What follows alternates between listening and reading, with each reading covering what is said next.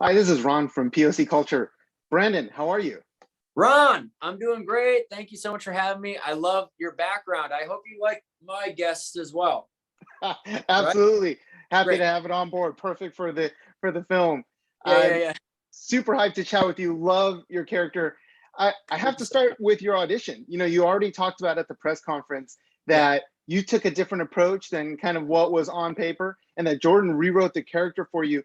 Could you Yeah. elaborate a little more about your vision of what you wanted to express in the audition? Yeah, so originally I just found this out too. The character, I found this out 2 days ago. The character was originally written to be a very quirky, happy-go-lucky, like, oh, hey guys, how are you doing? I can help you out. I'm on and I saw that on the page kind of where it was just like, how are you? I could sign you up for a thing and all this stuff. So I felt like that was just the way to play it at face value. So I was like, this is Jordan Peele, though. He usually has really grounded performances in his film. So I was like, okay, what can I relate to in my real life or what I've seen when I walk into an electronic store, a retail shop, whatever it is. And what do I see normally behind the register? And usually I see people that kind of don't want to be there. And they're kind of just like, oh man, like just kind of, hey, hi, how are you? Like they're saying the same thing, right? But the tone is so different. Just, hi, how are you? Yeah, no, I can help you out if you want. Yep. No, yeah, it's aisle 15. It's where it's at. So I felt like that's what I need to deliver, and that's what I can relate to in my real life of what I notice. And I feel like Jordan really pulls from real life within his performance to make it feel like those are real humans walking earth, not characters in a movie. He really likes to just ground his performances, so that was my goal to deliver in the audition. Yeah, and you hit a home run with that. The part that really like stuck it for me was the part where you stop and you're like, my supervisor might give you a call and they're like 5 stars, 5 stars. Like I've heard that conversation Yeah. so many times. What's your favorite electronics store that you're channeling here? Any place that you go to often?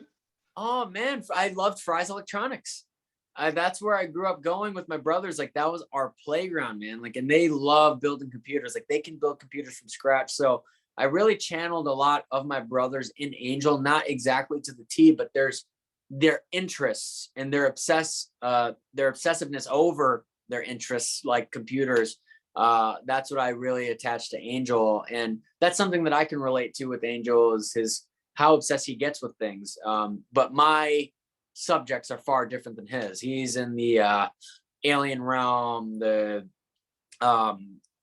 heavy metal rock realm, stuff like that, tech realm. Me, I'm more like martial arts, combat, acting, and rock climbing, BMX, like that. Those are the things that I obsess over when it comes to the content that I indulge in. So we're just different in that sense. Yeah. Yeah, I get it. Well, I'd love to hear. So if you're really into martial arts and combat, who are some of your favorites who have inspired you? So my favorite currently that I could think of, I love Israel Adesanya at the moment. He's in the UFC, so I'm a big fan. Mike Tyson growing up, because Mike Tyson was just a marauder, properly a marauder. And right now, man, I loved Max Holloway, but man, Alexander Volkanovski just really put a beating on my boy. So I really have to give the flowers where the flowers are due. And yeah, boxing today, I love Tank Davis. I love Terrence Crawford, so I need Terrence Crawford versus Errol Spence too. Junior, I need that fight to happen. And heavyweights, Tyson Fury. Tyson Fury is just running through people, and his performances get better and better each time. So hopefully, maybe let's get Francis versus Tyson Fury. I'll be there to I'll watch it. So I know there's true fight fans that are gonna be like, no crossover fights, but hey, let's get Francis some money. Hey man, I want to see Francis Ngannou, in the ring again. You really know your stuff, and I Oh, appreciate that. yeah. Um, Going into Jordan Peele telling you your audition is so strong, I'm going to rewrite the character for you. I mean, what Oof. does that mean to a creative like yourself? To have someone like Jordan tell you that. That was just it's something that I can never imagine. Truly, I never really saw myself. I was always a fan of Jordan for sure, but I never saw myself being one of the leads in his movies ever. I just never could imagine it. So being involved in a Peele film, one, is incredible. To be one of the leads that has a poster in one of his films is just a God-given miracle. And the cast that we're working with, God-given miracle. And the person that's shooting it, Hoyte van Hoytema, God-given miracle. Like, big studio movie through Universal, God-given miracle. It's just the miracle job. That's literally what I call it. And I've been saying it a million times over that it's the miracle job, but that's the only way to describe it for me. Couldn't agree more. OJ in the movie says, "What's a bad miracle? The making of this film is a good miracle." Exactly. And speaking of that, what's so amazing is that you have this huge film, like you said, Universal, but it stars a Black and Asian cast. We never see that. So how special was it for you to be a part of that and to be on set and working with these incredible diverse actors? Yeah, to be half Filipino and half Puerto Rican and representing my cultures on screen with some of the biggest actors to be doing it today is incredible. And there's two Black actors. There's Stephen Yeun representing Asian culture, and there's me representing Puerto Ricans and Filipinos. It's incredible, and it's a privilege. It's truly a privilege, and I hope that there can be more opportunities for people of color in this industry. We need more diverse leads. And I'm very thankful to Jordan that it's great that he's a Black director getting this opportunity to tell a massive story, a big spectacle. And he put diverse leads in this, and he granted us the opportunity. And I think he's going to show the world what they've been missing out on for a long time. And it's long overdue. And I hope that it just inspires the creators today to really ham out big stories with diverse leads. So hopefully there's just more opportunity, and I'm just so thankful to be a part of this one, and I hope to be a part of more. So Absolutely.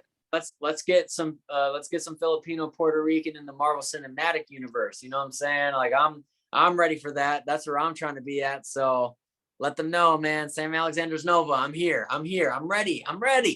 Oh, I love it. Kevin Feige, Yeah, Seraphim Feige, casting. where are you at? So you said Nova. Nova would be the character that you would want to be tapped for? Yeah, I mean, I would challenge anyone who enjoys my performance in Nope. I'd say this: go watch Nope. I hope that I prove a lot in that film when it comes to my ability as a performer, and also watch the stuff that I do. I break dance, I do flips and tricks, I do martial arts. I really invested in all of these things, and I don't think Marvel necessarily needs anyone. They don't need me, but I think I can bring a lot to the universe, and I'm excited to prove that, and I think I will. I have a lot of confidence in that. And yes, if people want a fan cast, I'm there for it. But I think the one that I can really deliver on a lot is Sam Alexander's Nova. And if you get me on screen with Tom Holland, I think we'd cause a riot. So that'd be incredible. That sounds perfect. I'm ready to start a social media campaign. Brandon Perea will do hashtag from Nope to Nova. Yeah, yo, that's cold. That's hard. I like that. Y'all like that. Yeah, y'all like that. They're ready. And look, they're in space, cosmic characters. What's up? Come on, cosmic, I'll fly, man. Let's do it. What was the chemistry like on set with this incredible cast that you talked about? Was there anyone you were particularly close with that you bonded with? Yeah, I mean, we were all very included as a whole group. I mean, especially Daniel and Kiki, like us together was always just so fun. Like all the scenes that we're in are hilarious, and we're all just talking about life before going into these crazy takes, and it was so fun. And then also I really built a bond with Michael Wincott. I got some time with him, and that was incredible to learn from a legend like himself. And yeah, and then being able to hang out with these people off of work as well, just to get to know them on a human level. I've always been a fan of each of them before I knew them. So now I've always respected them as artists, right? But now I respect them as humans, and that's so important to me. And they're all just such warm-hearted people, and I'm so grateful that I can be one of their peers and now one of their coworkers. Like, that's crazy for me to say. That is crazy for me to say. God, thank you so much. Well, Brandon, I'm a fan of yours. Thank you for the awesome performance. I love your enthusiasm, and I think people are really going to be blown away. From Nope to Nova. Let's do it. Nice chatting with you. Cheers, Ron. And everyone, please go check out Nope in theaters soon. Go watch it on the biggest screen that you can. Go watch it in IMAX. Go watch it with your friends. And you're going to want to watch it multiple times because there's a million metaphors and messages in this film. So go watch in theaters. It's made for the biggest screen. I love it. Nice chatting with you, Brandon. Look forward to talking to you in the future. Yes. Thank you so much, Ron. I appreciate your time.